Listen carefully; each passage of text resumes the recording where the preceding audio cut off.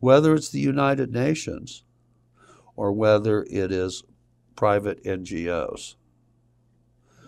The network has gone out with PKSOI establishing its credibility, not its authority. PKSOI's authority is rather limited. Okay. Perhaps that will change. But it's not meant to be an authority in the sense of giving orders. It's meant to be an authority on the source of knowledge, of practice, of doctrine. And so we've got that. That is very, very strong. So on the spur of the moment, there are so many tentacles, and I'm using that in the best possible way, that PKSOI has out there. I think they're talking to the right people, whether, again, at State Department or internationally with the Pearson Center in Canada, with the various Department of Defense regional centers, the East-West Center.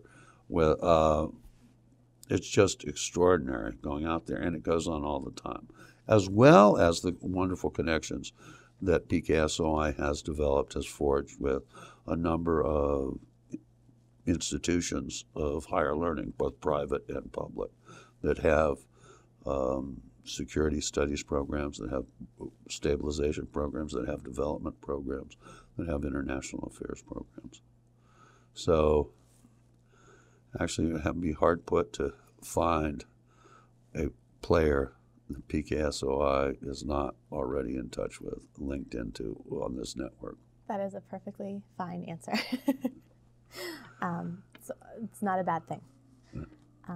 So this kind of goes along the same lines, but are there any strengths that you feel or PKSOI has, or things that PKSOI does well that other organizations struggle with?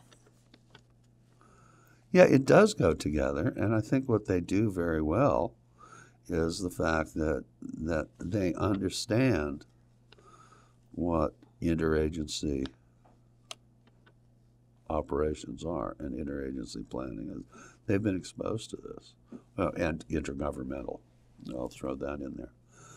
They understand that. So with this collegial atmosphere, and knowing the strength, it is small enough so that everyone knows the strengths and backgrounds of the other people in the institute.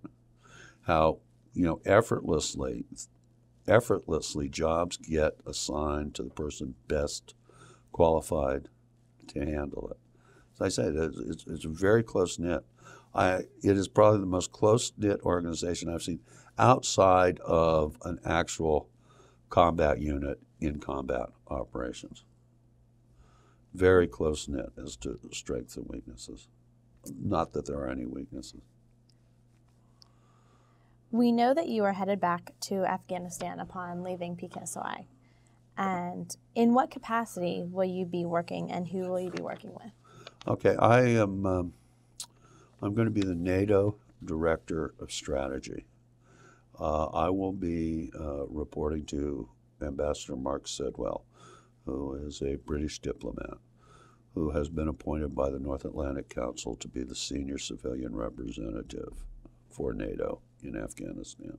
So in a sense, my boss, Ambassador Sidwell, is the political counterpart to General McChrystal, who is the military head for NATO operations in Afghanistan. Well, and of course, ISAF operations, but within the larger NATO theory.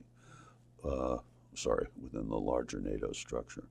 So I'm very, very excited about this. I'm looking forward to it. And I expect to leave in a week or two, as soon as I can get my orders.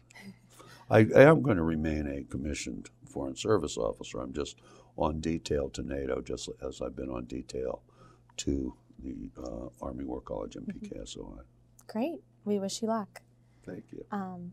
And lastly, do you have any final remarks or words of wisdom that you would like to leave your colleagues with, or anything? Any final thoughts to wrap up? Well, I'd like to leave something that I learned from my daughter, and that is stay fierce. Stay fierce in adherence to your ideals. Stay fierce in your dedication to your job. And stay fierce in the passion that you bring to whatever it is that you do. Thank you very much, and thank you for joining us today. And as I said before, good luck. Thanks a lot.